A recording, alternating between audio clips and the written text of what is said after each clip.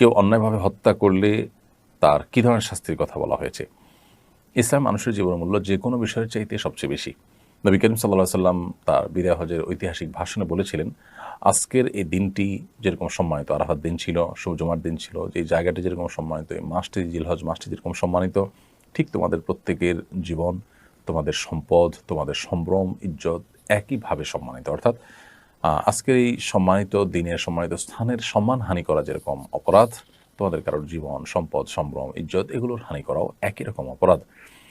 অতএব একজন মানুষের জীবনহানি করা এটা এত বড় অপরাধ যে কোরআনে কারিমে আল্লাহ রাব্বুল আলামিন বলেছেন, ফামান আহইয়াহা ফাকান্নামা আহইয়ান নাসা জামিআ, যে ব্যক্তি কোনো মানুষের জীবন রক্ষা করলো সে ব্যক্তি যেন গোটা বিশ্ব মানবতাকে রক্ষা করলো।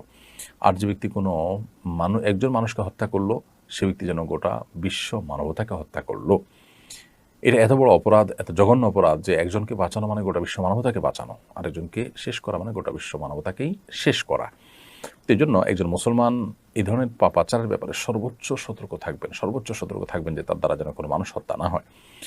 আর যদি কেউ কোনো মানুষকে হত্যা করেন ইচ্ছাকৃতভাবে, জেনে শুনে ঠান্ডা মাথা যদি কোনো মানুষকে হত্যা করেন অন্যায়ভাবে, তো কোরআন কারীমে আল্লাহ তাআলা বলেছেন যে ফাজাযাউহু জাহান্নাম, তার শাস্তি হবে জাহান্নাম এবং সে সেখানে চিরকাল থাকবে। সে যদি এই হত্যাটাকে বৈধ মনে করে, হালাল মনে করে, তাহলে সেক্ষেত্রে সে সেখানে চিরকাল অবস্থান করবে। খুবই জঘন্য একটি কথা।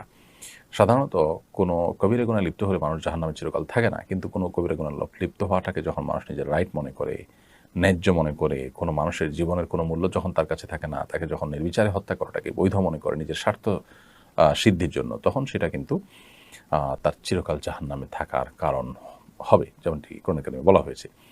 তো এই জন্য মানুষ হত্যা করার মতো ভয়াবহ অপরাধ আরেকটি নেই। নবী করিম সাল্লাল্লাহু আলাইহি ওয়াসাল্লাম যত কবিরা গুনাহ উল্লেখ করেছেন, মহাপাপের তালিকা উল্লেখ করেছেন, সিরিয়াল উল্লেখ করেছেন, তার মধ্যে সর্বাগ্রে রেখেছেন আল্লাহর প্রতি শিরক করার পরেই এই মানুষের হত্যা করা বা মানুষের জীবনহানি করা।